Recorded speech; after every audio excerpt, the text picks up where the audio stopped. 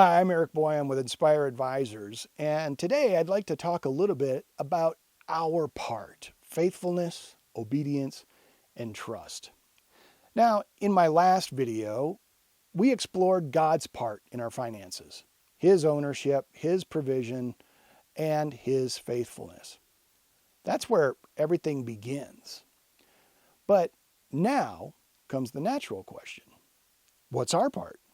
If God owns it all, what does He expect from us as stewards?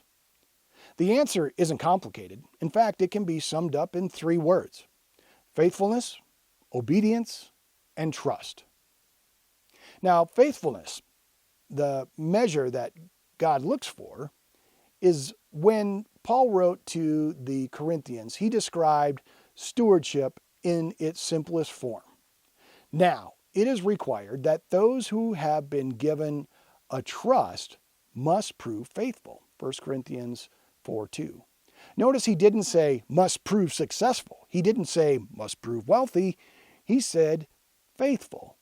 Faithfulness is being consistent in doing what God has called you to do with what He has entrusted to you.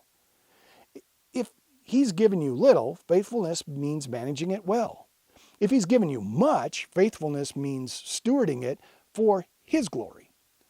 If He's asked you to give faithfully, means giving with a joyful heart. Faithfulness is not measured by a dollar sign, but by devotion. Think about the parable of the talents in Matthew 25. The master did not reward the servant who earned the most. He rewarded the ones who were faithful with what they were given. And the servant who buried his talent out of fear was condemned. Why? Because he was unfaithful. Faithfulness is the what of stewardship. Obedience is the how. Jesus said in John 14:15, "If you love me, keep my commands." Our financial decisions are one of the clearest tests of obedience to God's commands. When He says, "Give generously," do we obey or rationalize? When He says, "Do not store up treasures on earth," do we obey or keep building bigger barns? When He says, "Do not exploit or oppress," do our investments reflect obedience or compromise? Obedience often requires sacrifice. Sometimes it means walking away from an opportunity that looks profitable but dishonors God. Other times it means giving when logic says you can't afford it. Obedience doesn't always make sense in the world's eyes, but it always brings blessing in God's. Abraham's obedience in Genesis 22 is a powerful example. God asked him to sacrifice Isaac, the very son he had promised. It made no sense, but Abraham obeyed in faith. And at the last moment, God provided a ram, reaffirming His promise. Abraham's obedience became the gateway to God's greater blessing. Our finances may not test us with the same drama, but the principle's the same. Obedience opens the door for God's provision and blessing.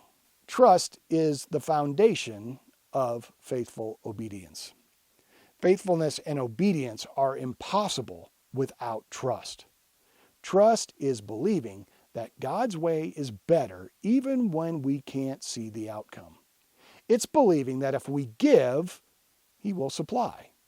That if we align our finances with His values, He'll take care of the results. Proverbs 3:5-6 says, "Trust in the Lord with all your heart and lean not on your own understanding, and in all your ways submit to Him, and He will make your path straight." When I lost my dream house, trust was the hardest lesson to learn. My understanding said, "You failed. You've lost. You'll never recover." But trust said, "God is still faithful. He owns it all. He will redeem His loss for His glory." And He did. That loss became the turning point from rebellion to redemption in my financial story. Trust doesn't remove the tension, it just redefines it. Instead of fear, trust breeds peace. And instead of striving, trust produces surrender. Think of it like an orchestra. God is the conductor. He holds the score. He sets the tempo. He cues the instruments, and our job is not to take the baton or rewrite the music. It's to play our part faithfully, obeying the cues and trusting that He knows the symphony. When musicians try to take control, chaos ensues.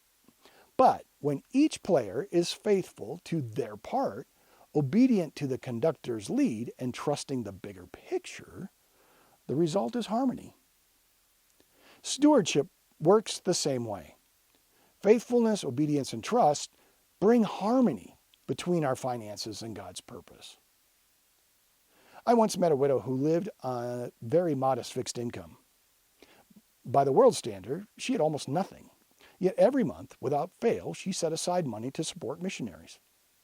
One day I asked her why she was so committed to giving when she had so little. She just smiled and said, "Because everything I have is God's. If He gave me more, I would give more. But for now, this is my part. And I trust Him to take care of me."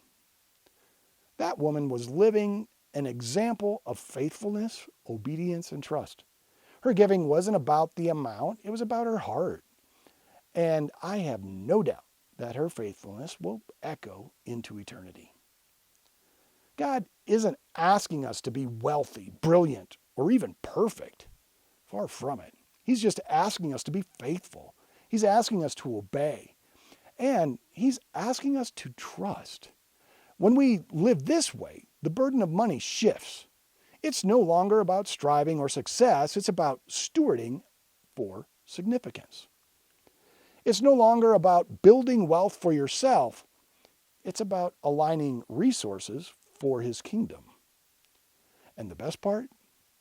When we do our part, God takes care of the rest. God requires faithfulness, not success. Obedience in finances is one of the clearest tests of love for Him. Trust is the foundation that makes faithfulness and obedience possible. Stewardship is about the harmony, playing our part under God's direction. Faithfulness, obedience, trust. These three words define our part in stewardship.